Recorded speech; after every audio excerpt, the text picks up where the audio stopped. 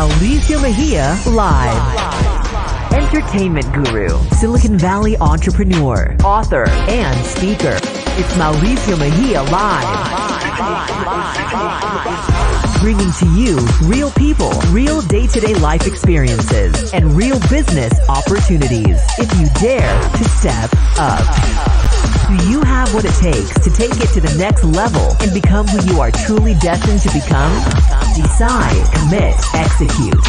Join the thousands of viewers around the world and become a part of the conversation. Mauricio Mejia Live.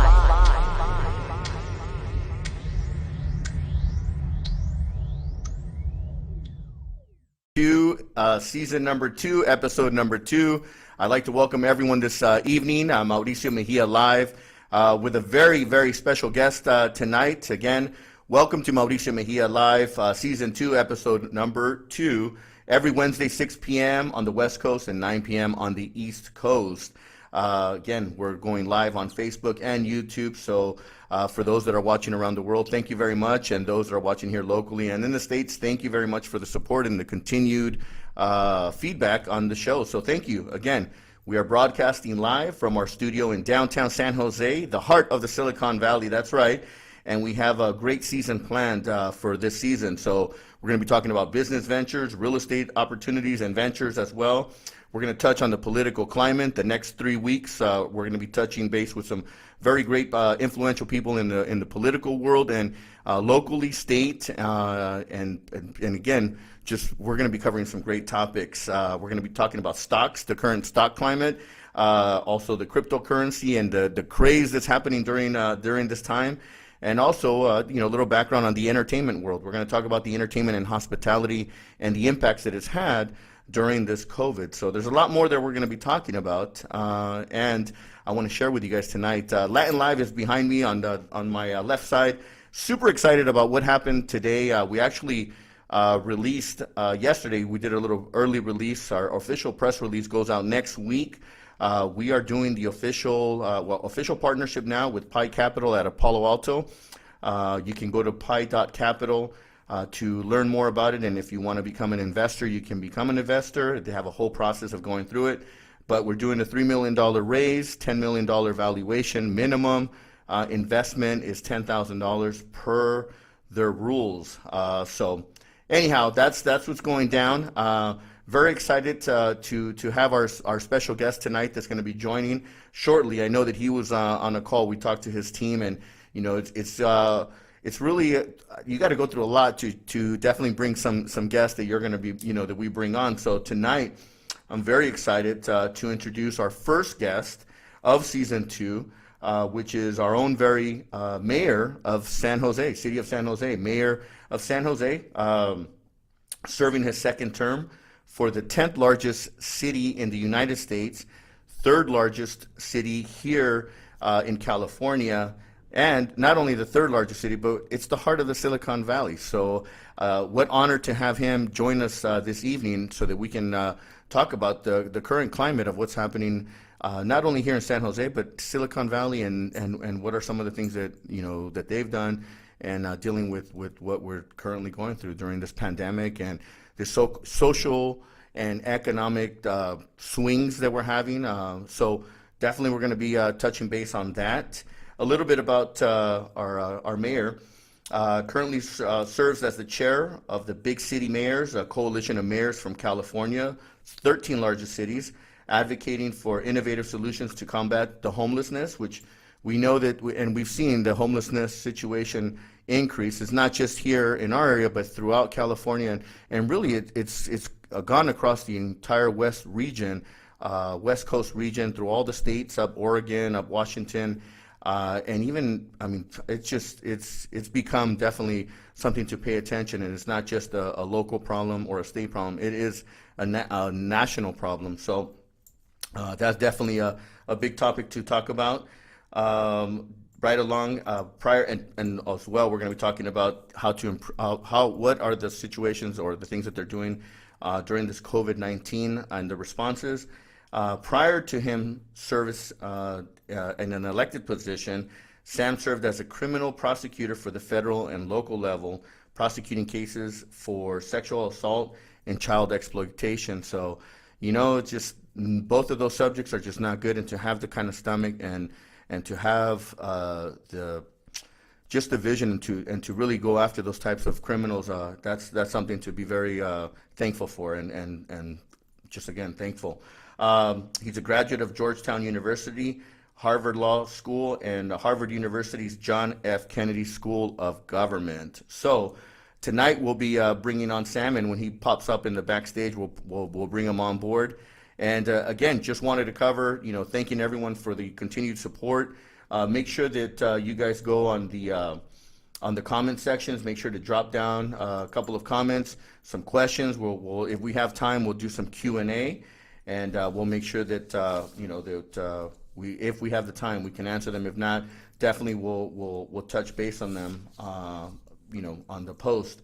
A couple of other things too while we wait here for the mayor to jump on. Future topics. We're going to be covering some politics, again, real estate investments. We're going to be bringing in some Silicon Valley titans, some tech titans, as we program the show. Again, it's every Wednesday, starting at 6 p.m. on the West Coast and 9 p.m. on the East Coast.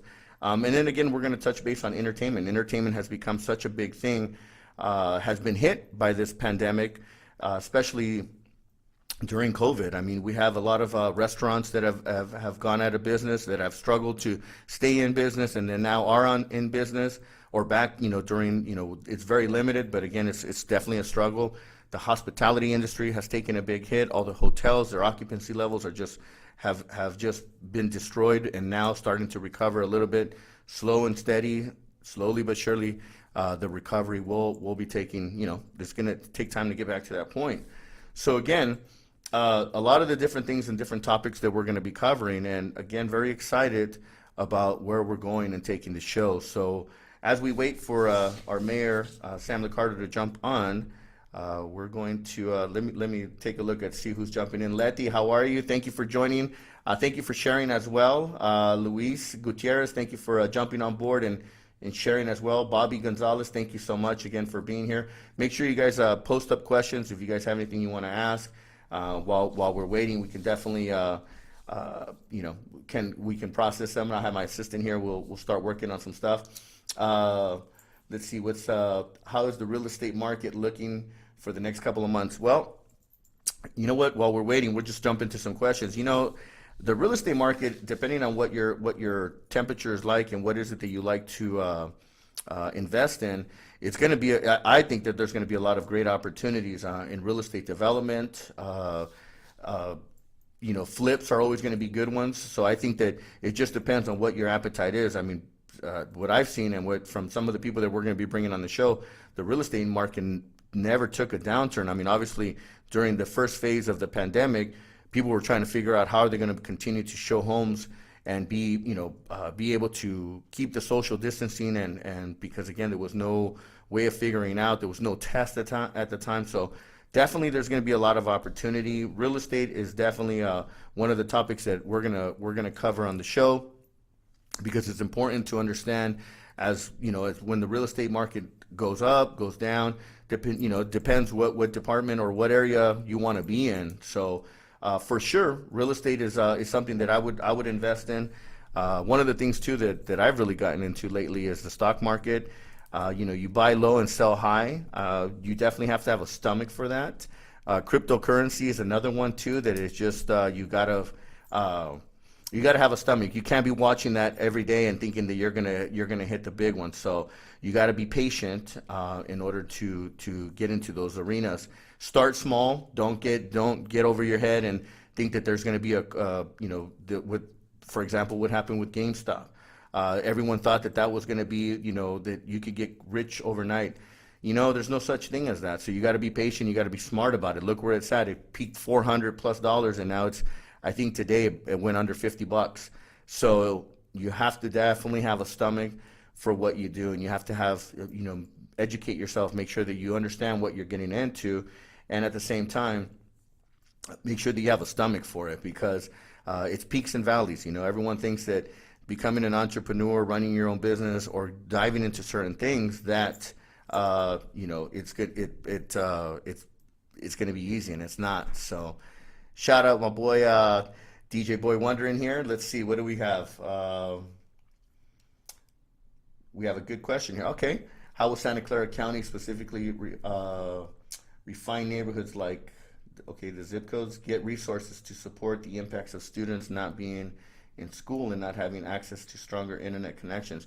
You know, that question is going to be covered in one of the things that Sam Liccardo started, and that was in one of our topics. He did the Silicon Valley Strong.org, talked about that. He also worked on an initiative that helped the city of San Jose and other parts. And I'll let him go over that. I don't want to misquote myself and then give free sound bites out there. So when the mayor jumps on, we're definitely going to cover those points. But Michael, I definitely think that that's a great question, and we're definitely going to cover that on the show tonight, depending on how much time we have. So we're looking forward again to having the mayor jump on board. I know that we again talked to his team, and we're waiting for that. But meanwhile, the show must go on. I want to thank everyone that's just joining us now. Thank you. I see that our numbers are going up.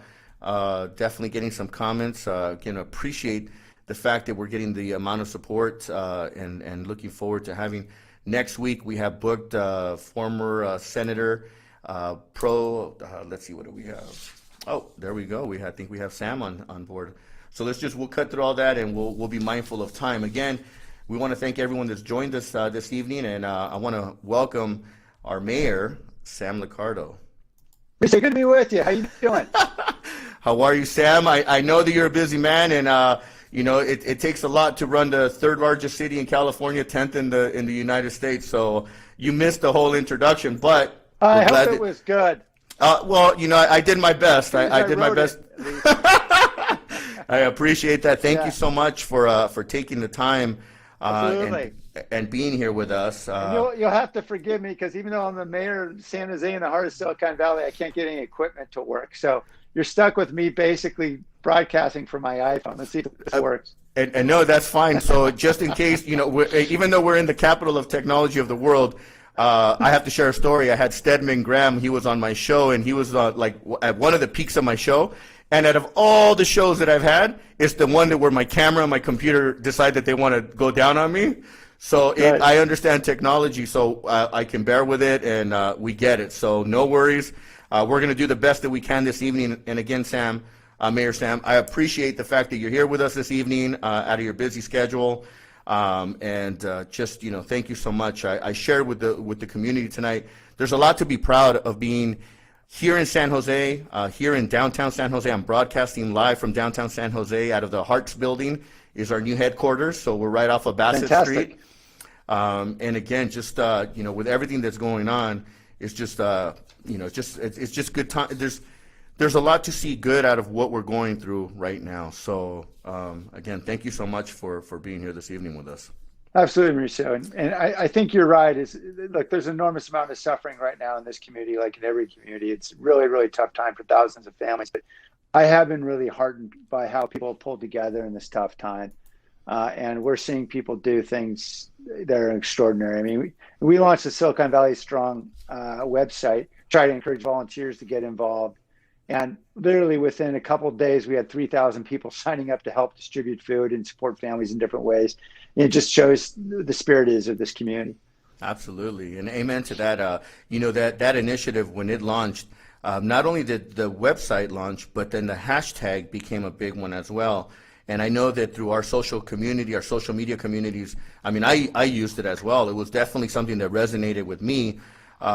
Silicon Valley Strong, I mean, it really brought some sense of peace that, you know what, we're strong people, and we're a strong community, and we're in the heart of the Silicon Valley. We have to pull it together. So great that you took that initiative and then, you know, put that out. I mean, it definitely it's been a helpful thing to help us keep us together. So Mayor, with being mindful of time, and I know that you're busy, I wanted to dive into some questions here that, you know, we just to kind of get a sense of what it takes, you know, especially coming from your leadership.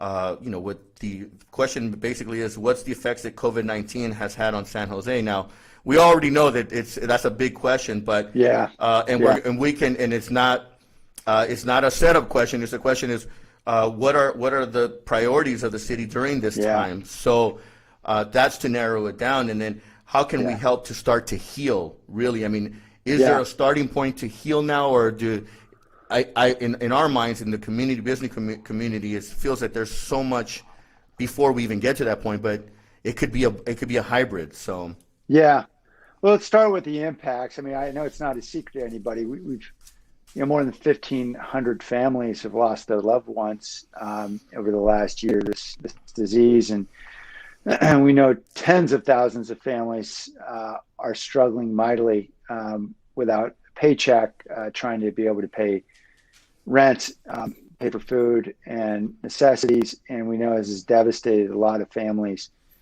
And really, it's tested us in the city hall in new ways. And we've been forced to drop whatever we're doing to try to think differently about how we better serve the community. And so we're out there coordinating with a lot of partners like Second Harvest and others that get 2.5 million meals distributed every week. We never thought we were in the food delivery business, but we are now. And so we're all thinking a lot differently over the last year about how we can actually serve and sustain this community during this tough time. I think what has really happened, though, for so many during this pandemic is that it's really laid bare the great divisions in our community. And those divisions are economic, and they're undoubtedly racial and ethnic as well.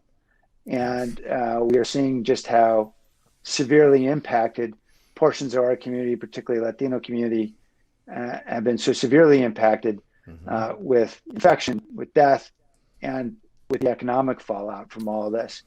And we know that, for example, childcare burdens are not borne evenly throughout our community. And we know that an awful lot of essential workers are trying to figure out what they do with their third grader when schools are closed, and that's not a problem for folks who are able to work from home. So these divisions are deep, and they're profound, and they're painful.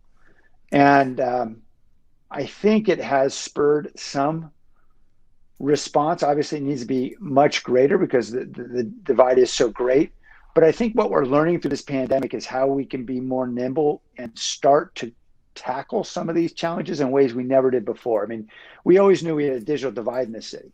And for 4 years, we were working on this digital divide, making plodding progress. But really, in the last year, we've been able to connect about 100,000 people with free Wi-Fi and broadband through a combination of partnerships we have with the Eastside Union High School District and some of the schools. And we've invested, about $11 million of our city money in this effort. And we think that there may be some really sustainable solutions through that. And that's obviously helping kids who critically need to be able to learn that haven't been able to, but also to help their parents find jobs and their grandparents find healthcare and a lot of other folks in the family. So that's just one example of ways, because we've been able to accelerate the work, get the red tape out of the way.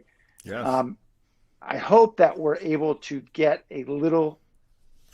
make more significant progress to narrowing this divide as we pull out of this thing. Yeah, and it's tough. I mean, there was no book, no plan for all of this. I mean, not only are we dealing with a national divide on our communities and just the craziness, and we won't go into that because we want to look forward, not backwards. But again, we get hit with the pandemic, then we get hit with all the different variations of movements that happened. And now we're here, and there is no playbook. There's no set playbook. So for you, it's one of those that, all right, team, everyone's got to huddle now. We got to cut all the red tape. Let's hope we can all work together and continue to move forward with constructive, positive policies. And then yet you have our community, our different communities, because it's not just one community, it's all communities that are suffering, and we all need to really pull together. And with that said, is there somewhere, is it Silicon Valley Strong where we can go and sign up to help and donate? I mean, is there somehow that we can contribute and pull it together? I mean, we seem to help everyone else around the world. How about we start helping our own backyard and our own community as well? Because amen. Yeah, we need. There's lots of folks who need help right here at home. Yeah, so Silicon Valley Strong is the easiest way just to connect. Both we can take contributions. We've raised about $21 million that we've distributed directly to families in need through Sacred Heart Community Services and a cluster of nonprofits that are deeply engaged and supporting our families. So that's an easy way to give. Also an easy way to donate your time, because we can connect you to folks who would love to be able to use your volunteer energy. Also, in addition to giving help, it's also an easy place to find out information to get help. And we have it in multiple languages, in Spanish and Vietnamese and others, to figure out if you're a small business and you need to get a PPE loan or a grant, or you're trying to figure out where the lowest local food distribution location is where you can get some free food for your family. All that information is on SiliconValleyStrong.org. That's awesome. We'll definitely make sure that we can promote that on our websites and all of our networks Cool. to make sure that people understand that there is resource. The other thing that I want to encourage others that are out there listening is it doesn't happen automatically. People have to take the initiative as well to go look for these resources, because the resources are there. People just have to get it, have to know that they have to take the steps too in order to make things happen. So sometimes that's what creates the animosity when you think of, you come and you're offering all this, but then there's like, well, how do we get to it?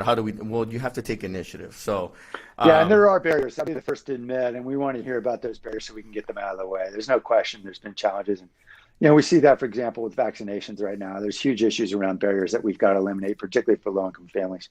Yeah. Well, now, was it today that they opened up the Levi Stadium? So that was a combination of everyone working together.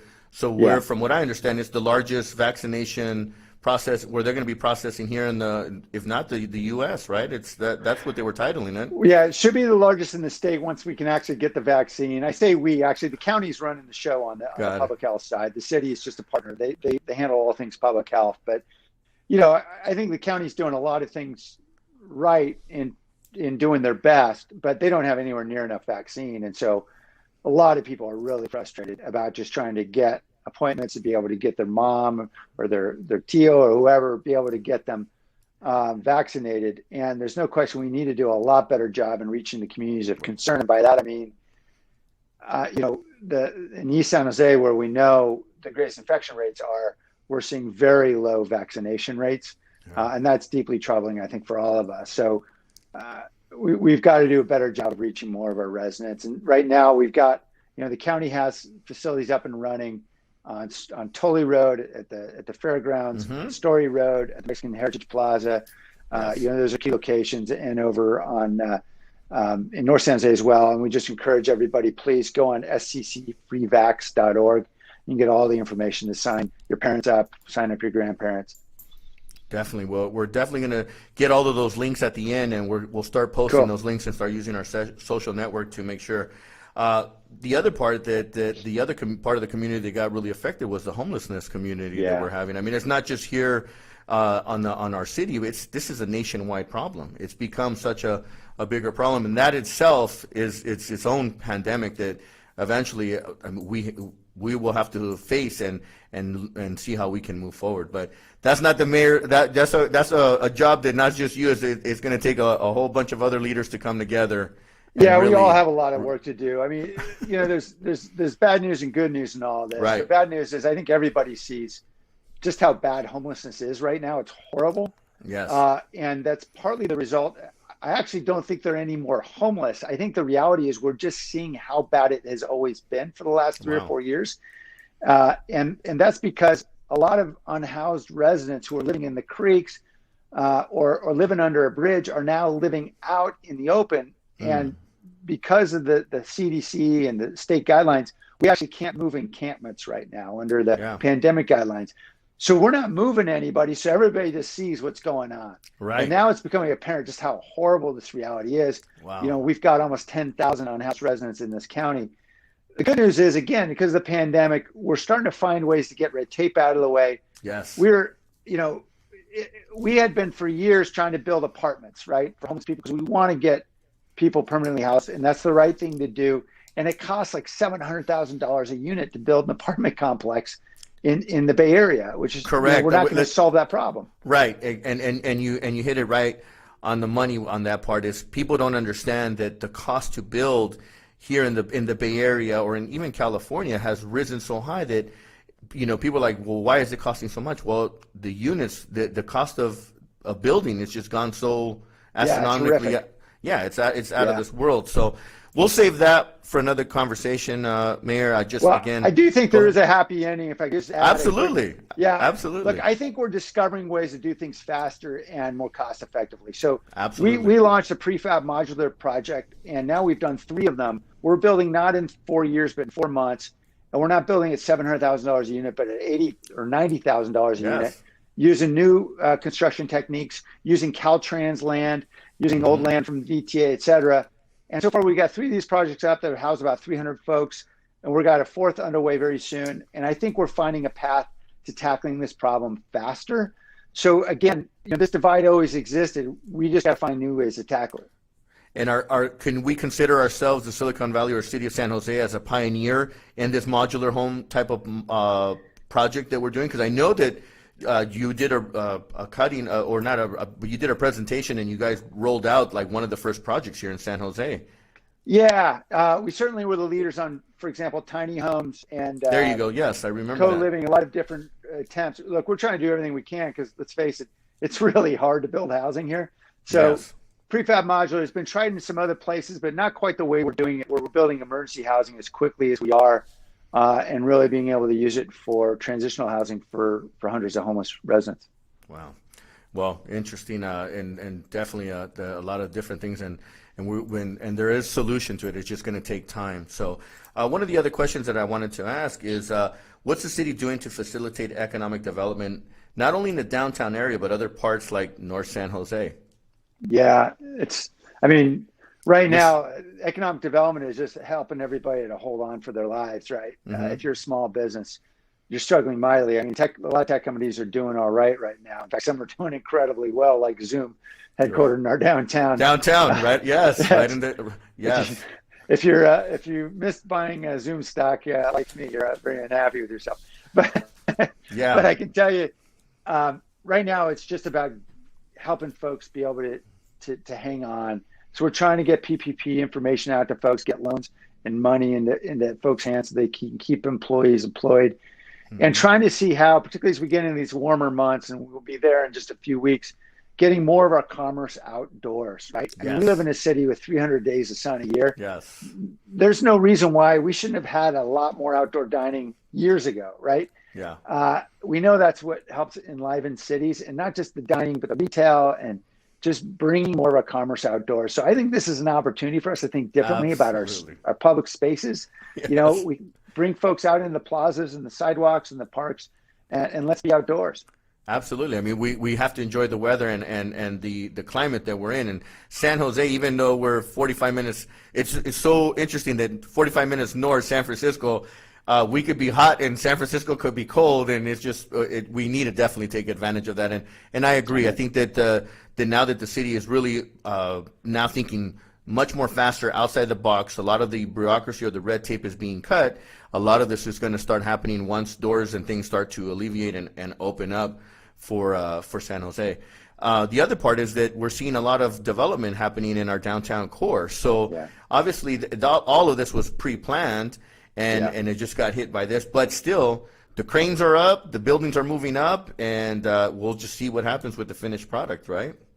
Yeah, a lot of stuff was planned pre-COVID, of course, and we've had a couple projects stop as a result of this, as we'd expect in a pandemic. But the good news is most of the big investors are staying in there right now. We're holding them in, and they're going to continue to move forward. And this is going to be so critical for us to build the vibrancy we want downtown. We want to have thousands and thousands of residents and workers in a downtown core. That's what big cities have. And, we've simply missed that for decades in San Jose because we're a suburban city. And, we're trying to recreate and reimagine this city that's been built for cars into a city built for people. And that means having a vibrant core and having a lot of people living and working there. And it's going to take some time. We know after the pandemic, folks will be a little leery, but I think we're going to get there. Well, I can't wait to see the flying cars or the Uber helicopters landing on some of these buildings that are. I mean, I've seen some of these projects, and they're just it's just amazing to see what's coming to our downtown core. By the way, Sam, I wanted to ask you this in the beginning. How are your parents doing? I mean, during this time? I mean, That's kind of you to ask me. So thank you. Yeah. Some health struggles, but the good news is they're both hanging in there, and they're both incredible attitude. So I'm very blessed to have folks with me. I would never imagine any health because the time that I met them at when we all were together at an event. I mean, both your parents. I was like, wow, they have a lot of energy. So yeah, they do, and that's why it just made me think. I'm like, well, good. I'm glad to hear and hope everything is well. And I know again, Mayor, thank you so much. I know that your time is very limited, and I just thank you for being here tonight. Officially, you're our first guest, so I consider this the virtual ribbon cutting of my show here in my building, but I'm in a 30,000 square foot building by myself. So. Hey, we all remember when Robin Williams went on Letterman. So I just want you to make sure you invite me back when you're famous and nobody's heard of me anymore. Oh, Sam, thank you so much. And actually, with that said, there's chatter. What's the future hold for you? Where are we going next after Mayor? Yeah, that's a good question. I got 2 years left in and don't give me the political answer here. Come on, buddy. Oh, yes, of course. I'm trying to remember what the political answer is. I guess that would be, well, we'll see if the people are calling me to something. No. The reality is, I think this is the best job in government, is being a big city mayor. I have no desire to go to the legislature. I can tell you that. I mean, the state legislature is not totally compelling. When you're able to make things happen in a relatively short period of time in a city, it's a lot more fun than going somewhere where you got to bang your head against the wall for years. Well, so I may have to go get a real job. We'll find out. Well, you have a law degree, so you have a great background. The other part is you have to have a strong stomach. I mean, Mayor, I've known you since you were council member of District 3, so that's now going to be, wow. Yeah, 14 years or so. 14 years. So I saw your career started there, and then where you graduated to. So it's great to see that. I know what it was like when I was a candidate running for District 3, and I got to tell you, I give you props. You definitely have some tough skin, because even when you I ran as a candidate, woo! The arrows that came at me, I was like, I'm not sure I'm not too sure if I really want to do this, but. Yeah, people don't hold back. People do not hold back. It's even more fun when they come to your house and and burn flags on your front porch. Yeah, at that point I think it's a little overboard. But with that said, Mayor, thank you so much for your time this evening, and continue to do what you do and the great work. Not everyone's going to agree with you, but that's just the way it is. But you continue to do what you do, keep moving forward. Whatever I can do, whatever we can do as a group, please let us know. You can count on us, even during these times.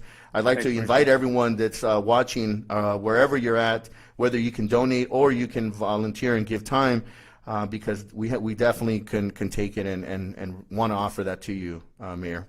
Thank you. Really appreciate it, Mauricio. Yeah, SiliconValleyStrong.org is the best way to go. And we'll connect folks to nonprofits around the Valley. Perfect. Well, thank you this evening again, and thanks for having me on the show, Mauricio. Absolutely. Thank you again for the virtual ribbon cutting. Thank you. You too, and say hello to your parents. Thank you so much. Will do. Take care. All righty. Bye. Wow, what an amazing interview tonight. I was, got to say thank you to our mayor, Sam Liccardo. There was definitely some other things that I wanted to ask here, but I wanted to be mindful of his time. Thank you again. We definitely covered some stuff. People that want to get involved, definitely go to our SiliconValleyStrong.org. Sign up. We need help. Everyone needs help. We need to come together as a community, and we need to definitely bring ourselves into a different mindset and thinking outside the box and really doing things to help out. So I want to remind everyone the show's every Wednesday, 6 p.m. on the West Coast, 9 p.m. on the East Coast. And it's Mauricio Mejia Live. We got definitely a lot of great guests that are going to be coming up. And last but not least, we want to give a shout out to all of our frontline workers, all of our healthcare workers, special acknowledgement to the small business owners who recently opened up and during the struggle that survived. And for those that haven't, hey, don't give up. Life is a journey. It's not a destination. So we got to continue to power through, move forward, and we will get through all of this. Again, I want to give a special shout out to all of my team as well, all of the California Labor Exchange, CalEx, team that's out there representing. We send out people to go for first responders to COVID cleanups, fire, water restoration. I mean, it's crazy. I got to give a shout out to my boy Ruben Guerrero, who's on my team, Christina Castillo, and Yessi, who's all part of the team, and to all of our hundreds of workers that are out there, definitely making it happen. So I want to thank everyone that has been a part of the team.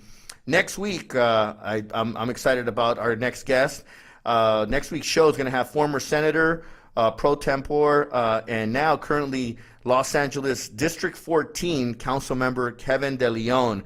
Very excited to have him. We're going to have a different perspective from a state level, from a senator's point of view, and from a former pro tempore viewpoint, and now being the council member for one of the largest districts of Los Angeles, which covers the downtown core of Los Angeles. So Councilmember Kevin De Leon is going to join us next Wednesday. Very excited about that show.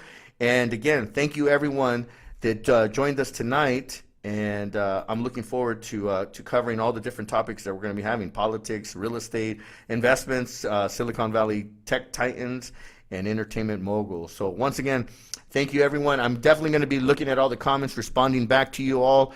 If we would have had more time, I would have enjoyed going into some Q&A, but again, I wanted to be mindful of our guest tonight, Mayor Sam Liccardo. Thank you very much, everyone. Have a wonderful evening. Good night, and thank you so much.